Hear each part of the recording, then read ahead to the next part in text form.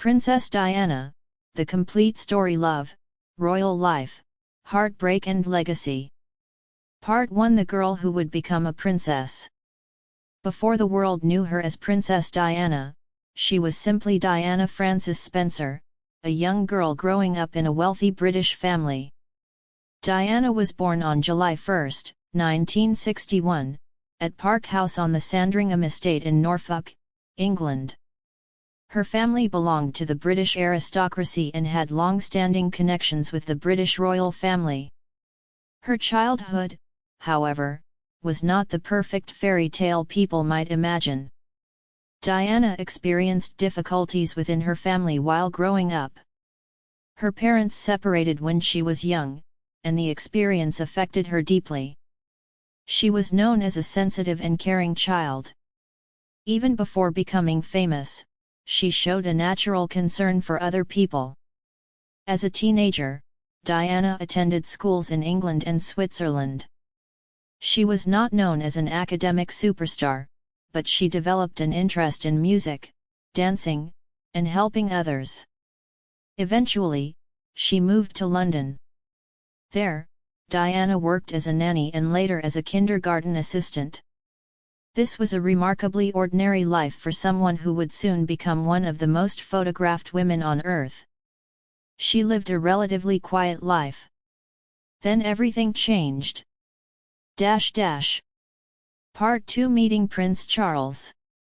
Diana had known members of the royal family for years because of her family's connections. Prince Charles, the heir to the British throne, was already a major public figure. Charles had previously dated several women, but the question of whom he would eventually marry was becoming increasingly important. Diana first attracted significant attention because of her connection to Charles. At the time, she was very young. Charles was older, and their relationship developed under enormous public and family attention. When their engagement was announced in February 1981, the world became fascinated with Diana. Newspapers printed her photographs. Television programs discussed her personality, clothing, family, and future role. Suddenly, the quiet young woman who had once worked as a kindergarten assistant was preparing to become a member of the British royal family. The engagement ring became famous. The wedding plans became international news. And the world prepared for what looked like the ultimate fairy tale. Part 3: The Wedding of the Century. On July 29, 1981, Diana married Prince Charles at St. Paul's Cathedral in London. The wedding became one of the biggest televised events of its era. Millions of people watched around the world. Diana arrived at the cathedral wearing an enormous ivory wedding dress with a dramatic train. When she stepped out of the carriage, millions of eyes were watching. She was only 20 years old. For many people, the wedding looked like a perfect fairy tale. A young woman marrying a future king. A magnificent cathedral. A royal ceremony.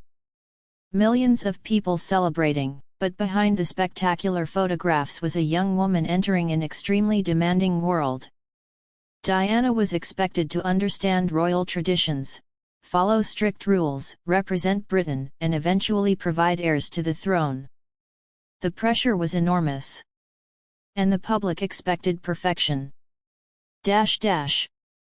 Part 4: Becoming a Mother. In June 1982, Diana gave birth to her first son, Prince William. The birth transformed her life. Diana was now not only a princess but also a mother. She became deeply attached to her children. In September 1984, her second son, Prince Harry, was born. Diana wanted her sons to experience as normal a childhood as possible. She took them to places that were not traditionally associated with royal life.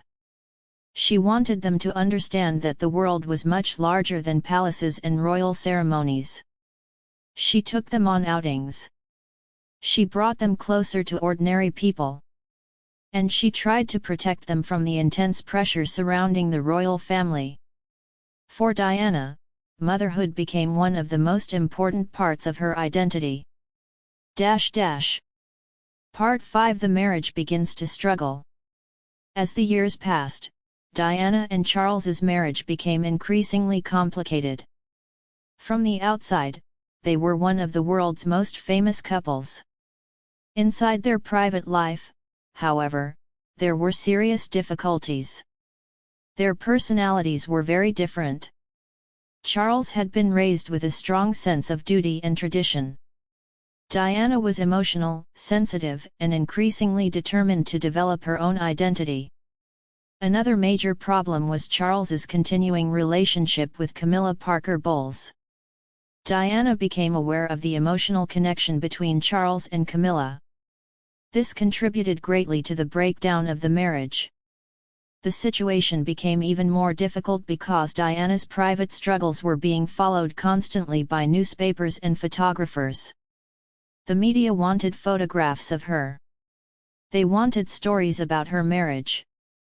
They wanted information about every disagreement, every appearance, and every relationship. Diana was becoming one of the most famous women in the world.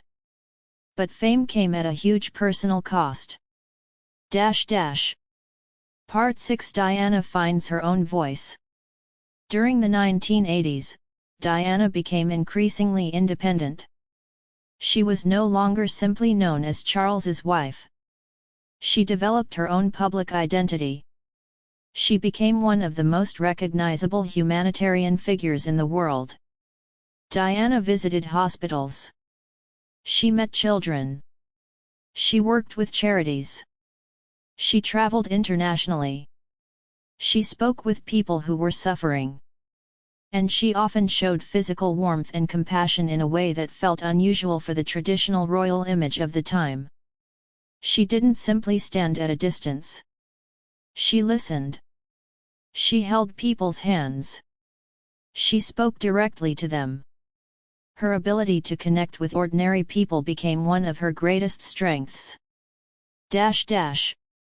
Part 7. The world watches Diana. The media attention surrounding Diana became extraordinary. Photographers followed her everywhere. Every dress she wore could become a headline. Every public appearance could become front-page news. If she smiled, newspapers analyzed it. If she looked sad, newspapers speculated about why. If she went somewhere privately, photographers sometimes attempted to capture pictures. Diana's relationship with the media was complicated. The media helped make her internationally famous. But the same media attention could make her private life extremely difficult. She was constantly being watched. There were very few moments when she could completely escape public attention. Part 8. James Hewitt. During the difficult years of her marriage, Diana became involved with James Hewitt, a British Army officer. Hewitt and Diana had met through social connections, and their friendship eventually became romantic. Their relationship later became public. Hewitt himself discussed the relationship publicly. However, stories surrounding their relationship have sometimes been surrounded by speculation and conflicting claims. For a documentary-style story, it is important to separate what is known from what has merely been rumored. What is clear is that Diana was experiencing serious problems within her marriage during this period. She was searching for emotional support and companionship while living under enormous pressure. Her relationship with Hewitt eventually ended. But the story became another part of the intense media interest surrounding Diana's private life. Part 9. The marriage falls apart. By the early 1990s, the problems within Diana and Charles's marriage were impossible to hide. The relationship had become the subject of worldwide attention. Both Diana and Charles had become increasingly unhappy. Their private problems began appearing in newspapers and books. In 1992, Prime Minister John Major announced that Charles and Diana had separated. The announcement shocked the public. The fairy tale marriage had officially fallen apart. But Diana was not finished. Instead, she began building a new life. Part 10 Diana's famous interviews. One of the most significant moments in Diana's public life came when she spoke openly about the difficulties within her marriage. She discussed the pressure she had experienced and the emotional problems surrounding her relationship with Charles. Her willingness to speak publicly was extraordinary. Royal family members were traditionally expected to remain private. Diana's openness broke with that tradition. The interview became a major international event. People saw a different side of the princess. Not the perfectly dressed royal woman smiling for cameras, but a human being who had experienced loneliness, disappointment, and enormous pressure. Part 11 The divorce.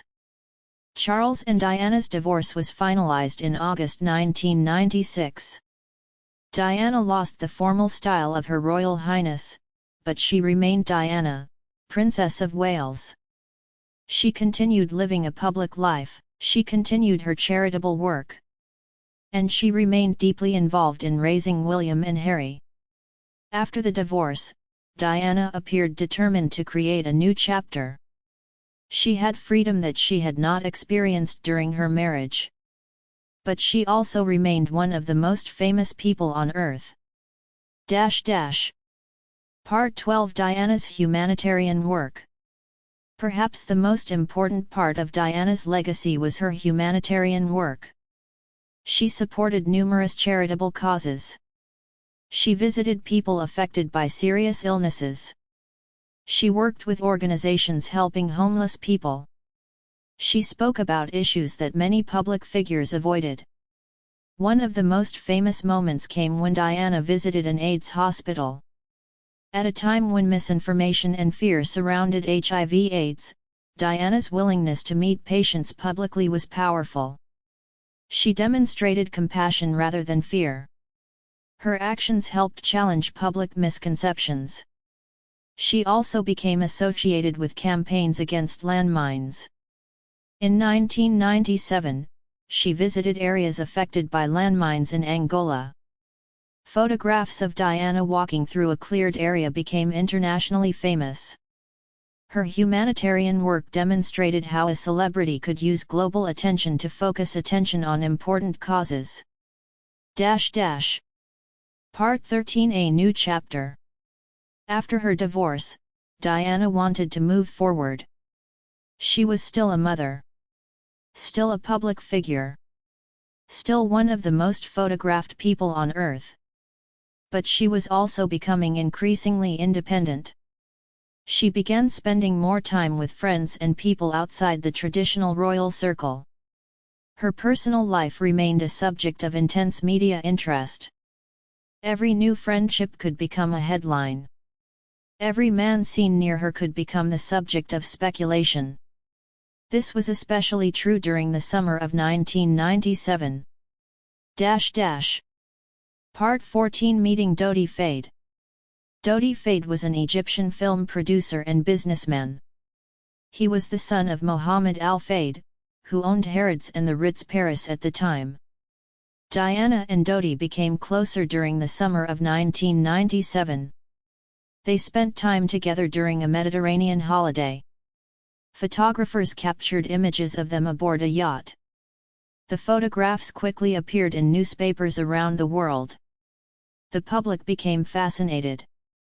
Was Diana in love? Was the relationship serious? Could she eventually marry again? Nobody outside the relationship could know exactly what Diana was thinking.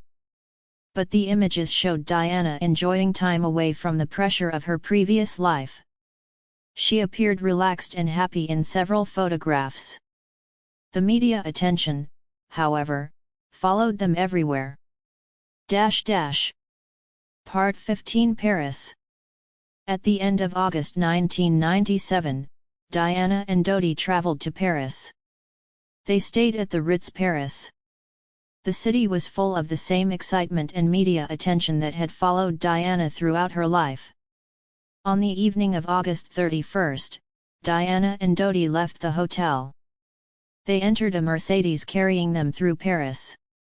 Their driver was Henri Paul. A group of photographers was following the vehicle. Shortly afterward, the car entered the Pont de l'Alma tunnel. The vehicle crashed. Dodi Fayed died at the scene. Henri Paul also died. Diana was seriously injured. She was taken to Pitti Salpêtrière hospital. Doctors worked to save her.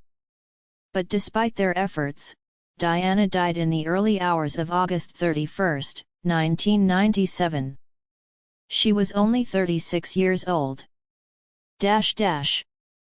Part 16. The world stops.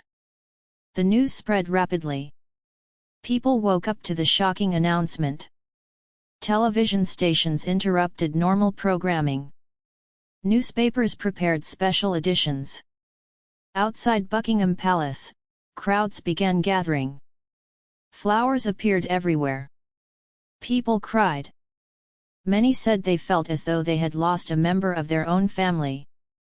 This reaction demonstrated how deeply Diana had connected with ordinary people. She had been a princess. But millions felt that she belonged to them. Part 17. The funeral.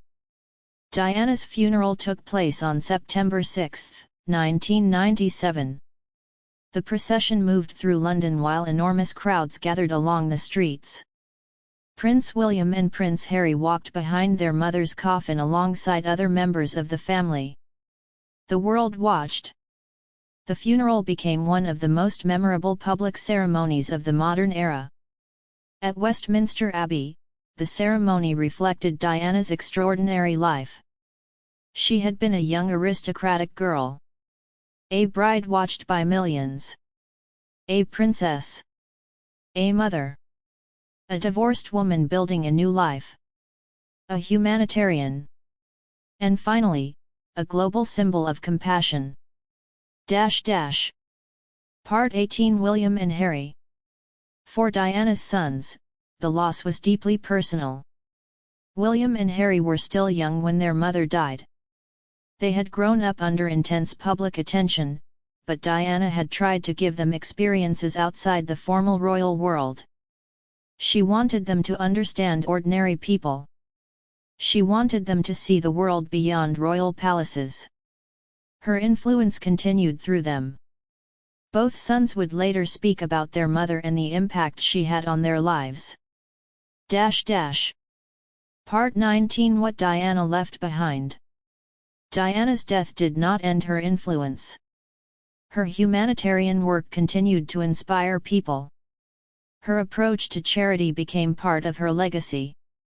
She demonstrated that a famous person could use public attention to highlight issues that affected vulnerable people. Her fashion also remained influential. Decades later, people continued discussing her clothing and public appearances. But fashion was only one small part of her story. The deeper legacy was emotional. Diana made people feel seen. She showed warmth to people who were often treated as outsiders. She made charity feel personal. And she demonstrated that even someone living inside a palace could experience loneliness and vulnerability. Part 20. The truth about her love life. Diana's relationships remain one of the most discussed parts of her story. Her marriage to Charles was complicated. Her relationship with James Hewitt became public and controversial. Her relationship with Dodi Fayed became the subject of intense speculation during the final weeks of her life. But it would be unfair to reduce Diana's entire life to the men she dated. She was much more than someone's wife or girlfriend. She was a mother. A daughter. A friend. A humanitarian. And a woman trying to find her own identity. Her romantic relationships were only chapters in a much larger story. Part 21. Why people still remember her. Nearly 3 decades after her death, Diana remains one of the most recognizable women in modern history. Her photographs are still seen around the world. Her charitable work is still discussed. Her sons continue to speak about her influence. And people still visit places connected to her life. Why? Because Diana's story was deeply human. She had privilege, but she also experienced pressure. She had fame, but she wanted privacy. She was surrounded by people, yet sometimes felt alone. She was a princess, but she wanted to connect with ordinary people. That contradiction made her fascinating. Final chapter: The Princess Who Became a Symbol. Princess Diana's story began with a young girl from an aristocratic family. It continued with a royal wedding that seemed to promise a perfect fairy tale. But behind the photographs was a complicated marriage. There were emotional struggles. There were relationships. There was media pressure. There was divorce. And eventually, there was a new life built around charity, motherhood, and independence. Then, suddenly, that life ended. Diana died at only 36. But her story did not disappear. Instead, it became part of history. People remembered the way she spoke to children. They remembered her visits to hospitals. They remembered her humanitarian work. They remembered her sons walking behind her coffin. And they remembered a woman who, despite living under extraordinary circumstances, tried to remain compassionate. Princess Diana was never perfect. Her life contained mistakes, difficult choices, complicated relationships, and painful moments. But perhaps that is exactly why so many people connected with her. She was human. And behind the crown, the photographs, the designer dresses, and the royal ceremonies was a woman searching for happiness, love, purpose, and peace. Her life was short. Her story was complicated. But her impact lasted far longer than anyone could have imagined. Princess Diana may have lost her title, her privacy, and eventually her life, but she never lost the world's attention, and she never stopped being remembered.